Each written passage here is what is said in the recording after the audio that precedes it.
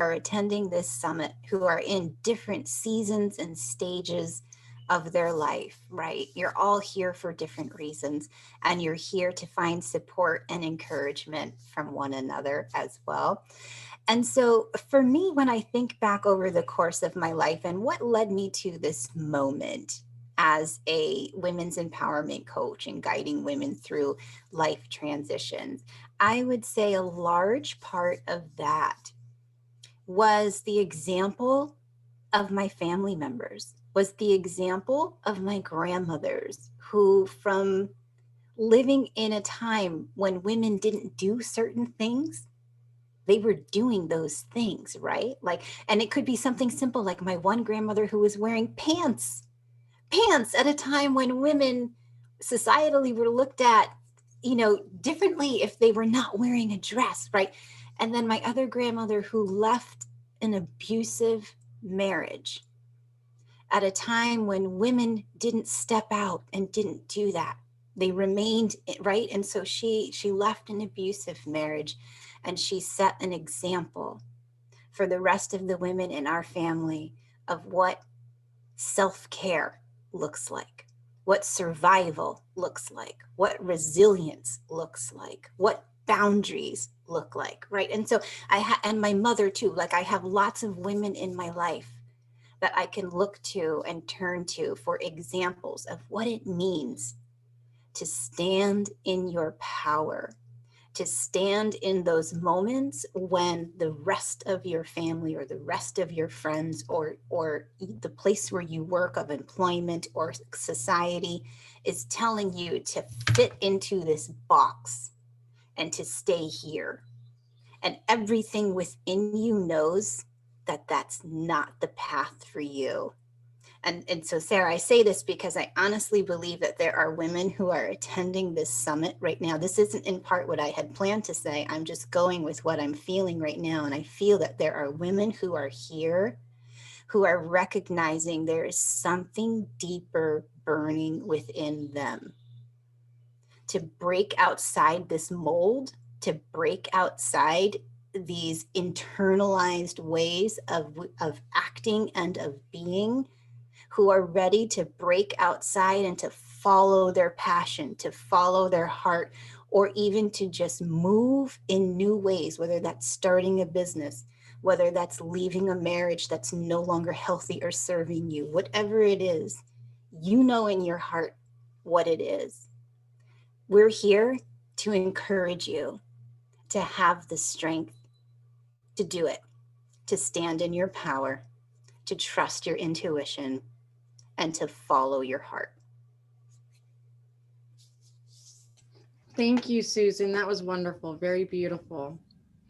Susan, you are big on women standing in their power, obviously, while living in alignment with their purpose. How does a woman stand in her power? So there are a couple of ways to do this, right? So the first is to think about what are those areas that help develop your confidence? What are those characteristics that you have? What are those skill sets that you have? What are those areas and ways that you enjoy serving others that not only bring you joy, but you can have confidence and know, yeah, I'm good at this. Yeah, I receive a lot of compliments about this, right? As women, we often tend to deflect. We deflect compliments. We deflect when somebody tells us job well done. We just deflect things and say, oh, well, it was a team effort, or oh, it was, we find an excuse instead of owning it to say, thank you. I appreciate that. I worked really hard for that, right? So the first part is to recognize what are those areas of your selfhood that contribute to your sense of self-confidence and self-worth. Hold on to those, right? And then it's also about, you're probably going to hear a lot of speakers share about this, and I'm all about trusting your intuition, trusting your gut, trusting that little voice or that little impression or that little ping that you get that guides you along the way, and honing in on following it, right? Whether that's, we've all felt it, we've all had those moments. And this is a really important, if you take nothing else away from today, this is what I want you to take away, is trusting your intuition, because it is there to serve you. It is there to guide you. It's there to protect you too, right? And so learning to welcome that and to trust in that is essential to being able to stand in your power, and knowing that when you follow your intuition, every single time you're going to make the right choice, every single time, right? And then I also think another part of owning your power and helping that to bring you to a place of deeper inner alignment is setting up healthy boundaries.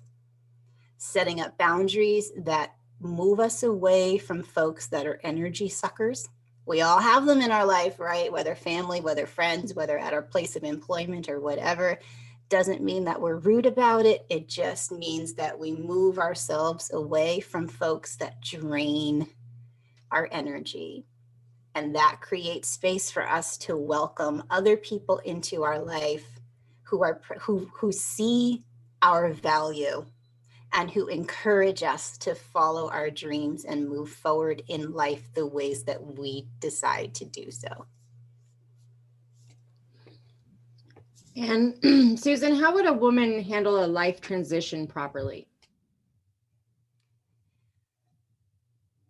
Well, in I think that to some degree, it's going to look very different depending on the transition, depending on if it's health related, depending on if it's divorce related, depending on if it's for, there are so many different reasons that we move through experiences and life transitions. And so recognizing first off the bat, every person's experience is going to be different.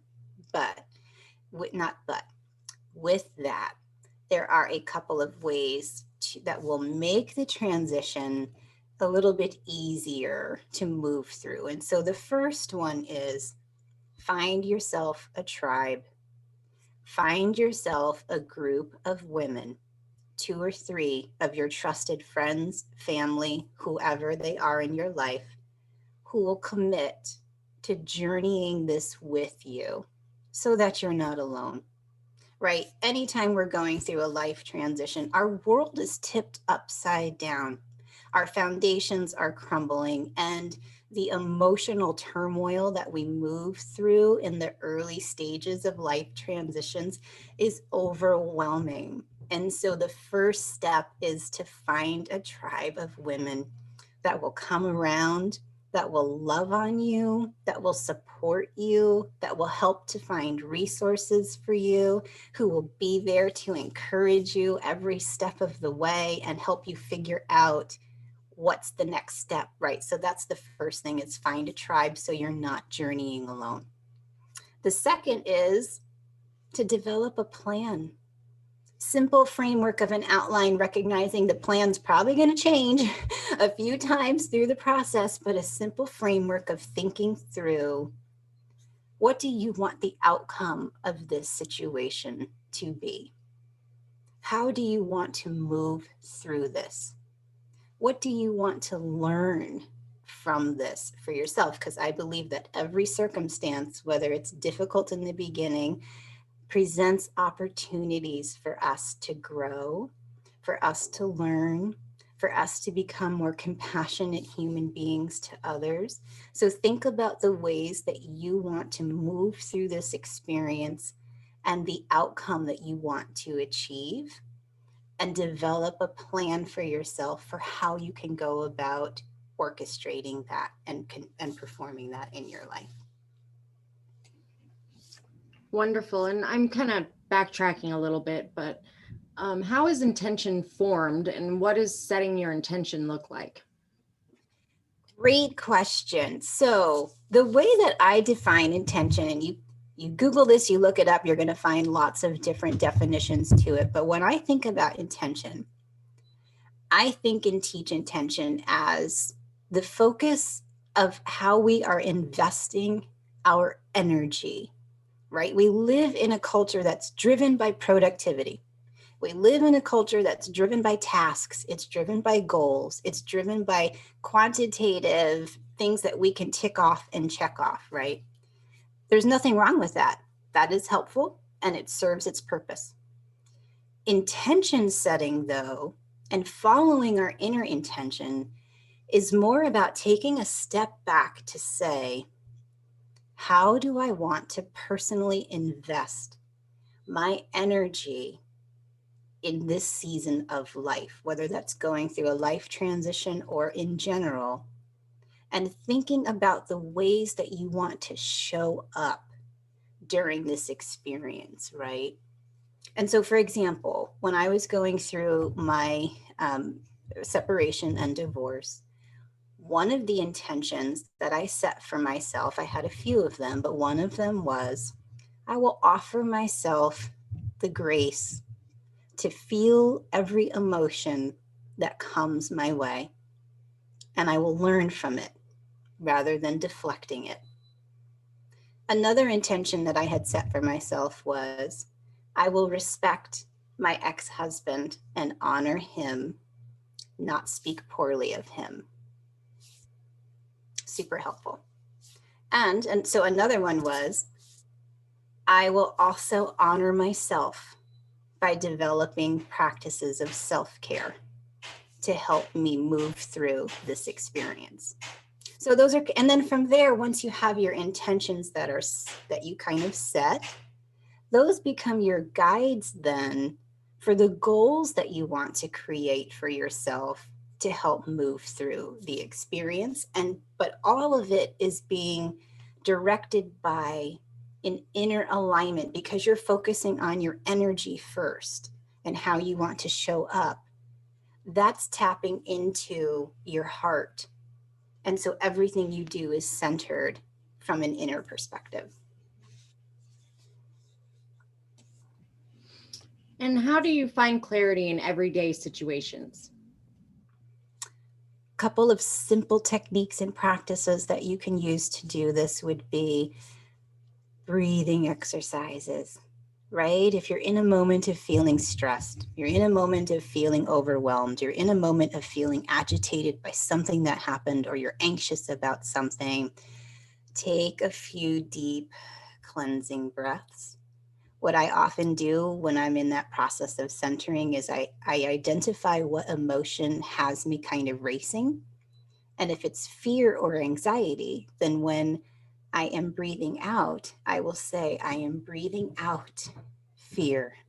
And I'll take a long exhale and breathe out. And I'm breathing in peace. I'm breathing in confidence. I'm breathing in hope. I'm breathing out anxiety. So identify whatever the emotion is that you're feeling in that moment, validate it, own it, then release it. Then release it and breathe in the emotion that you want to experience and feel.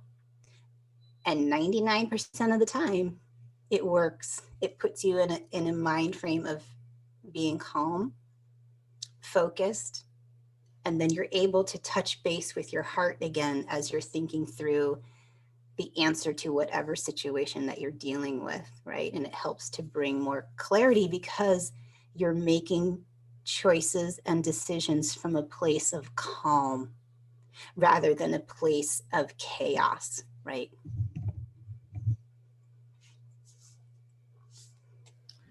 Susan, how can women tap into their fierceness and learn how to properly align with their true self? Great question. So for me, you're fierce. It's your passion. It's your it's what you I believe that every person was put on this earth to do something, right? And that is unique to each and every individual. So part of this finding your fierce is understanding what lights you up. Maybe you're a baker. You love baking cupcakes and pies. That's your thing, right? Open a business. That's great. For me, it's serving as a women's empowerment coach. Maybe you love podcasts and you want to have a podcast where you're interviewing people who specialize in, um, oh gosh, what's that word? Design, clothing, fashion, right? Whatever it is. Maybe you want to write a book. Whatever it is that lights you up, that's your passion. That's your fierce. That's what you should be pursuing in this world. And I think right now, COVID has really opened up space for women in particular to think about, am I living the life that I had dreamed I would be living when I was a little girl? Am I doing the things that I felt really good about when I was younger? Or am I living somebody else's version of my life?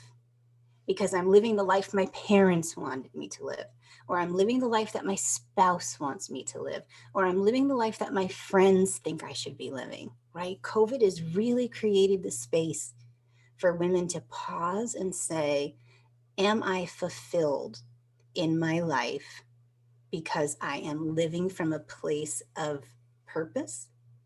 Or am I living someone else's version of my life? And so tapping into your fears is understanding what are those things that light you up and incorporating those into your life and following through with that. Thank you. And what is the most valuable piece of knowledge that you've learned in your lifetime that you could share with the audience today? I think the greatest piece of knowledge and advice and wisdom that a mentor impressed upon me at a young age was to approach everyone from a place of compassion rather than a place of judgment, in recognizing that we're all going through something, not just now because it's COVID, but recognizing that we bring our sum total of our life experiences with us every day, present in every conversation, present in every experience. And I only see a small percentage of this person who's across the table from me or across the conference room. I only see a small smidgen of what they show me compared to their entire life experience. I don't know what it's like to walk in their shoes, right? I don't know what it's like to carry the trauma that they may have. I don't know what it's like to live their particular life. I just see what people show me. And oftentimes we live in a culture where people feel the need to wear a mask rather than be open and vulnerable and share. And so sometimes it's very easy to say, oh, that person's a jerk, or oh, I can't believe they did that, not knowing what they might be going through internally. So it's so much easier and freeing and kinder to just love people, to come from a place of compassion that says also, I recognize I still have my own stuff that I'm figuring out that causes me at times to trip up, that causes me at times to act stupid, right? We all do this. And so, coming from a place of saying, maybe they're just having a bad day. Maybe they're dealing with a parent that's aging and has cancer. Maybe their spouse is really sick. You know, there's so many different things that are going on behind closed doors that we don't know. And so that has been the greatest piece of advice, and is one where I tend to try and operate from, which is coming from a place of compassion and just extending grace and loving people. Moving away from people, of course, who don't respect our boundaries. It's not saying that we're a doormat for people, but it's just saying we're removing judgment from the relationship and we're just offering kindness and love. That is beautiful. Thank you for sharing that. Susan, do you have a website that you'd like to share with everybody? I do. So it's susantripi.com, and I'll spell that for you. It's SUSANTRIPI, susantripi.com. You can come and learn more about me and how we can work together, how I can support you. Well, thank you, Susan, for taking your time to come here to the summit. I appreciate you for all that you are. Thank you for coming. Thank you so much for extending this invitation. Yeah, no problem. Thank you.